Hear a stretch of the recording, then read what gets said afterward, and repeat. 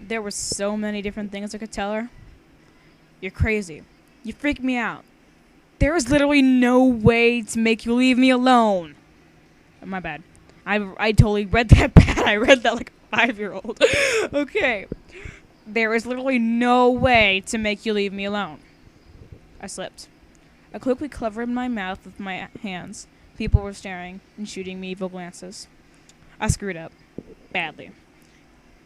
Alice just dropped her head on the desk next to me and cried in a tone similar to self-pity. Wow, this is a long chapter. Well, not chapter. I meant this paragraph. It hardly started. This chapter hardly started. Actually, it did. It's about halfway over. Okay. Where did I go?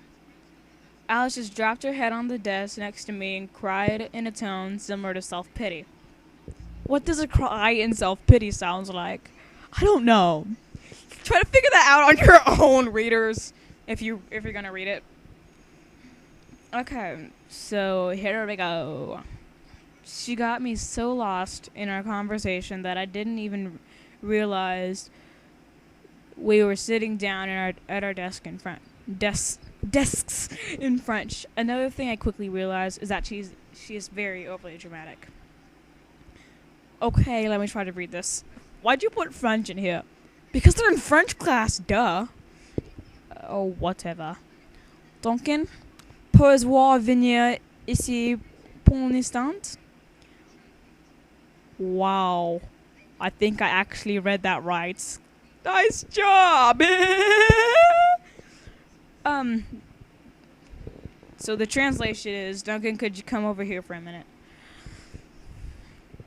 Mrs. Antoinette called for me. I walked over to her and plopped myself at the seat in front of her desk. Why are you reading some of this out loud? Because I'm special. I wrote it, so I should be able to read some of it too. Fine. I understand that you're annoyed by Alice, but at least do better to not let your thoughts take over. She's really a sweet girl once you get to know her. She said in an understanding voice. I feel that. Like, true that. I looked over to Alice, and she seemed to have healed up faster than I thought, and was drawing a hand on her marker. I stole this part from the game. Obviously. I can tell we're gonna be the best of friends! I read that way too fast. I can tell we're gonna be the best of friends! She ventriloquized through her left hand, then pummeled it into the desk. Why did you do that? She added through the hand in an extremely dynamic voice. Then pummeled it again. Okay, by the way, that was probably a very good example of when I say demonic voice anywhere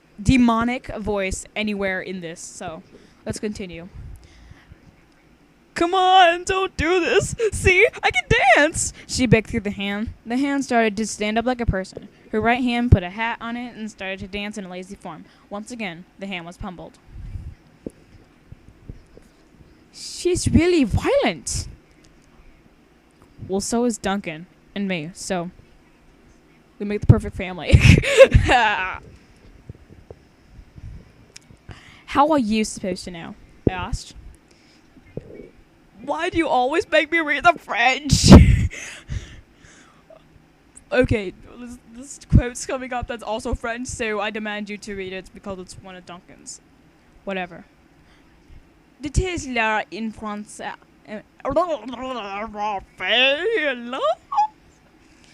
Dites-le in François. Nice. Very nice. You need to take French class. Never. Well, I guess.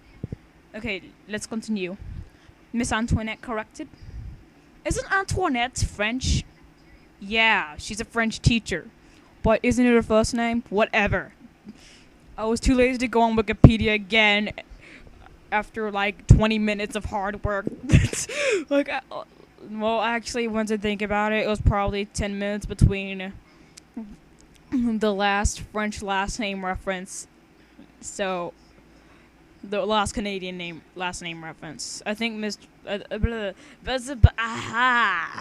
think Olette was like number 12 on the Wikipedia, but it took me forever to find that. So, I was too lazy to go back up there, go to the French, and take forever to find a decent last name. So go on. Okay, so where was I? I groaned. Sometimes she makes us translate our sentences in French to teach us better, and it kind of works, but it's annoying. Okay, this is the part you read. Crap. This is like the hardest one. I hate you. Well, the détesler in Francois was the hardest. You just did that perfectly again. I don't like you. Comment elles voient supposer savoir. It was my turn, wasn't it? You totally nailed that. I knew I wanted to do it for fun. Now you do it.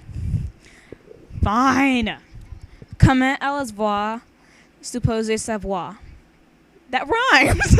Like, that rhymes! It's a French rhyme! Happy face! I translated. She nodded approvingly. Well, her mother and I used to be the best of friends. We hung out a lot, along with Alice. But, like you, my annoyance turned to anger, and I slapped her. I realized that there was a scar on Alice's cheek. She has scars everywhere, but I keep on forgetting to draw them because they're gonna take forever. I think I only drew them in one picture. And that was like for the last chapter, the second to last chapter of one of my other fanfics. I have like 3, whereas you only have 1. Shut up. So, embrace the insanity. You're just lucky it was only words, or else she'd be mentally scarred like she is now. There's really no way to stop it unless you are sweet as honey to her. It's reverse psychology, Duncan. Well, duh. I had to do a little obvious thing in here. Okay. When you're a reader, you're supposed to be kind of a writer. I mean, it's supposed to be kind of obvious, but you were just too obvious in this. Well, that was like the first point out in like 5 minutes, so yeah. It's 2:09. It made perfect sense after hearing that story. I let you take off for home early. You've had enough of her for a few hours. Let me just call the office. Of her for a few hours. I feel I sense a pattern here. I sense a big pattern here. She added, what excuse should I use? I was shocked that a teacher would actually ask me about excuses. Allergies? Good one. She picked up the phone and sneaked right outside the door. Alice rushed up to me. What allergies? You seem fine to me, she questioned. Mrs. Antoinette just wants me to go home early, I replied. Her eyes met her shoes. What's wrong? I asked. Well, I was hoping you'd walk me home. Guess not, she answered sheepishly. Give her mercy! Epic fail! Oh, no. I know. Epic fail. I deserve that. I deserve to be slapped with the internet meme of words. It's like epic win is right now a meme too, I guess. Then she rushed out the door, gasping suddenly. She seemed to be talking to the teacher in a choking tone. In French, ironically. I just realized you didn't write that. Of course I didn't write it. I spent enough time on Babelfish for 1 day. Okay. When I was writing this, that's what I felt when I did that. Like, ugh. I should do it. I should go to Luna's POV because I don't want it to be Duncan's POV for the whole chapter. Go to the Babelfish and write down the whole little conversation in French. So when I do the read aloud, we can try to slap each other with French lingo, but no, no. I was too lazy. It was like 1 a.m. I think. I think she said that she was having an asthma attack and needed to go home because she forgot to bring her inhaler. She just moved. Of course she's going to forget to inhaler. It's probably in a luggage cart, or a suitcase or something.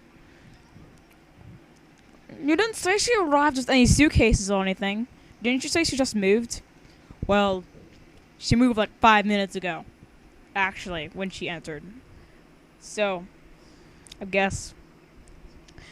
Well, she just dropped all her stuff at her new house and just brought her little burlap bag to the school so she could carry her stuff, at least, that she needed for school.